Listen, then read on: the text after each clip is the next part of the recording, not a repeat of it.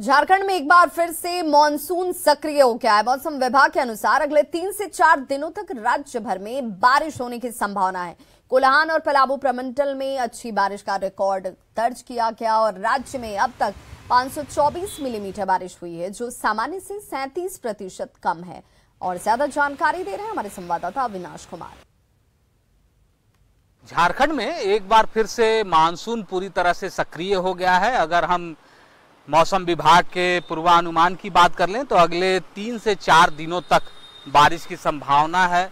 खासकर अगर हम बात कर लें कोल्हान प्रमंडल की या फिर पलामू प्रमंडल की, लगातार बारिश हो रही है और अगले 3 से 4 दिनों तक इसी तरह की बारिश होती रहेगी। वज्रपात के साथ बारिश की संभावना है।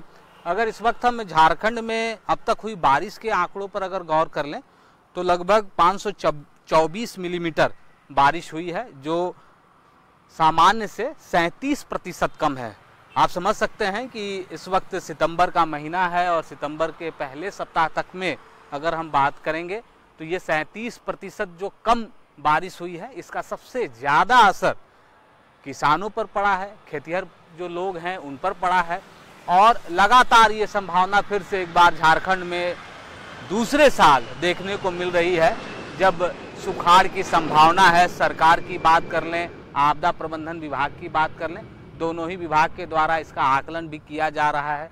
आपको याद होगा कि पिछले साल 226 प्रखंड सुखाड़ घोषित किए गए थे और इस बार भी जो परिस्थितियां देखने को मिल रही है, जिस तरह से धान की बुआई की अगर हम बात कर लें तो पहले के मुकाबले बहुत कम हुए हैं। हाँ, ये बात ज़रूर है कि जो फसल इस वक्त खेतों में लगे हैं उसके लिहाज से अगर इस बारिश को देखें तो ज़रूर उसमें थोड़ी हरियाली आएगी। तो अब ये कह सकते हैं कि इस वक्त जो बारिश हो रही है और झारखंड के अलग अलग हिस्सों में बारिश शुरू हो गई है, तो इससे हम कह सकते हैं कि किसानों के लिए थोड़ी राहत ज़रूर है।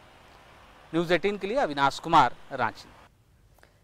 रामगढ़ में मांडू प्रखंड के रांची रोड रेलवे स्टेशन से सटे सेवटा में स्थित रेलवे फाटक को बंद करने के फैसले का हजारों ग्रामीण विरोध कर रहे हैं। 1919 में ब्रिटिश समय में बने इस रेलवे फाटक के रास्ते में लगभग 25 गांव के हजारों लोग जो हैं वो आते हैं, चाहे वो मांडू प्रखंड हो या फिर रामगढ़ जिला मुख्यालय आने जाने के लिए यही रास्ता उनके पास है।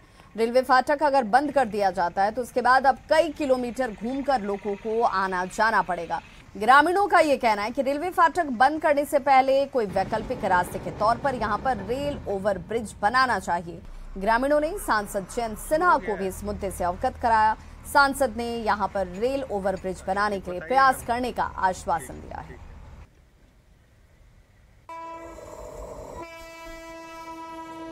गया था जहां 25 पंचायत हैं जिनको जरूरत है कि एक ओवरब्रिज सेवटा के लिए बने, जिसमें कि हजारों की संख्या में जो लोग वहाँ अनमैन्ड क्रॉसिंग है वहाँ से उनका आना जाना है, वो भी हम लोग कोशिश करेंगे। सबसे आवेदन आएगा, हम लोग ओवरब्रिज बनाने की कोशिश करेंगे जिसमें लोगों को सुविधा मिले, उन लोगों को आने जाने में दिक्कत ना हो।